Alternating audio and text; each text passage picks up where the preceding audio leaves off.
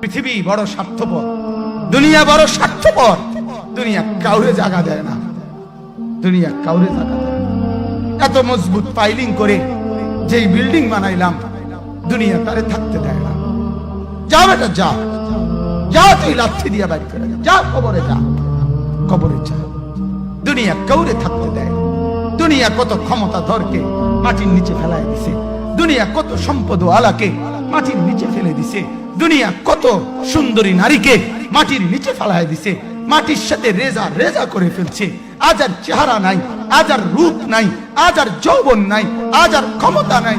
এমন বাদশা ছিল পৃথিবীতে যার হাতের আঙ্গুলের ইশারায় মানুষের গর্দান উড়াইয়া দিত, যার হাতের ইশারায় উঠত মানুষ, বসত মানুষ।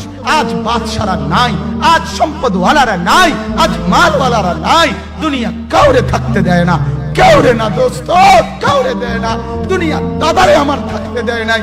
আমার দাদারে আমি দেখছি, আজ আমার দাদা নাই। আমার নানারে আমি দেখছি, আমার নানা নাই। আমার দাদিরে আমি দেখছি, আমার দাদি নাই। আমার নানিরে আমি দেখছি, আমার নানি নাই।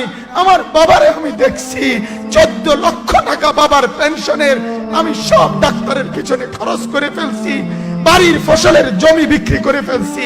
আমার বাপ যেন না মরে বারবার বারে হসপিটালে নিছি, কিন্তু দুনিয়া আমার বাপকে থাকতে দেয় নাই। আমার বাপ কবরে চলে গেছে। দুনিয়া কাউরে থাকতে দেয় না, কাউরে না, কাউরে না, কাউরে না, কাউরে না। আমার বাপ দুনিয়া কাউরে থাকতে দেয় না। তুমি থাকবা না, তুমি থাকবা না। দুনিয়ার ধোকায় পড়ো না বাপ, দুনিয়ার ধোকায় পড়ো না। মাকে বুঝান, আজ মারা বেসামাল হয়ে গেছে, আজ বোনেরা বেসামাল হয়ে গেছে, বেপরদার উৎসব তুলে দিছে। এটা যেন আল্লাহর সাথে যুদ্ধ করছে। আল্লাহ করোনা না, তুমি আরো কিছু দাও, আমরা বেপরদিকে ছাড়বো না। যুবক ছেলেগুলো যেন বলতেছে, আল্লাহ তুমি করোনা দেওয়ার চাই দাও, অশ্লীল ছবি দেখা, ফেসবুকে নর্তকী দেখা আমরা ছাড়বো না। দেখি তুমি কি করতে পারো, তুমি যা করার করো। দোকানদার ব্যবসায়ীরা হারামের লেনদেন করা বন্ধ করছে না, সুদখোর সুদ ছাড়ছে না, ঘুষখোর ঘুষ ছাড়ছে না, নাফরমান আর জিনাকার ব্যভিচারী এরা কেউ কিছু ছাড়ছে না। বেহায়ার বেপর্দা নারী তার অশ্লীলতার বেহায়াপনা ছাড়ছে না। মুসলমান তার ঘরের টেলিভিশনের নর্তকীর আওয়াজ তো বন্ধ করছে না।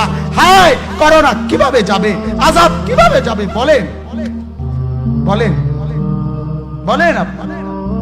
আমার বাপ ফেরাউনের উপরে তো আযাব এতদিন ছিল না, নমরুদের উপরে আযাব এতদিন ছিল না, সাদ্দাদের উপরে আযাব এতদিন ছিল না, কারুনের উপরে আযাব এতদিন ছিল না, লূত আলাইহিস সালামের কওমের উপরে আযাব এতদিন ছিল না, হুদ আলাইহিস সালামের কওমের উপরে আযাব এতদিন ছিল না, নূহ আলাইহিস সালামের কওমের উপরে এতদিন আযাব ছিল না।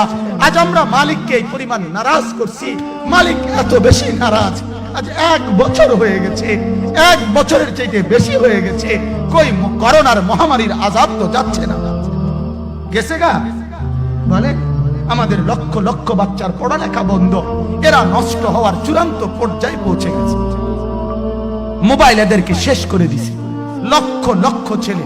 গতকালকে এক মা আমার আত্মীয় ফোন দিয়া বলতেছে, সকাল 10টায় বাচ্চাটা ঘর থেকে মোবাইল লইয়া বাইর হইছে, রাতের 10টায় মা তারে ফোন দিয়া বলছে, বাপ ঘরে আসতি না, ভাত খাইতি না। বাচ্চা তারে বলতেছে, তোমার অসুবিধা কি, তোমার সমস্যা কি?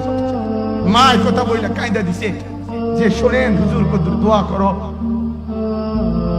এক বাচ্চা, এক ছেলে, সে যদি তার মাকে কথা বলতে পারে, তার মানে গুনাহ তারে এত মজা দিয়া দিছে, ফেসবুক তারে এত মজা দিয়া দিছে, ইউটিউব তারে এত মজা দিয়া দিছে, নর্তকী তারে এত মজা দিয়া দিছে, গুনার দৃশ্য তারে এত মজা দিয়া দিছে, সে মাকে ধমক দিচ্ছে। রাত 10টা বাজলে কি হইছে, রাতের 3টা পর্যন্ত দেখলে তোমার সমস্যা কি? আমার আখিরাত আমি নষ্ট করলে তোমার অসুবিধা কি? আমার জাহান্নাম আমি ঠিক করে নিলে তোমার সমস্যা কি? আল্লাহ আমাদেরকে মাফ করে দেন, আল্লাহ আমার জাতিকে মাফ করে দেন।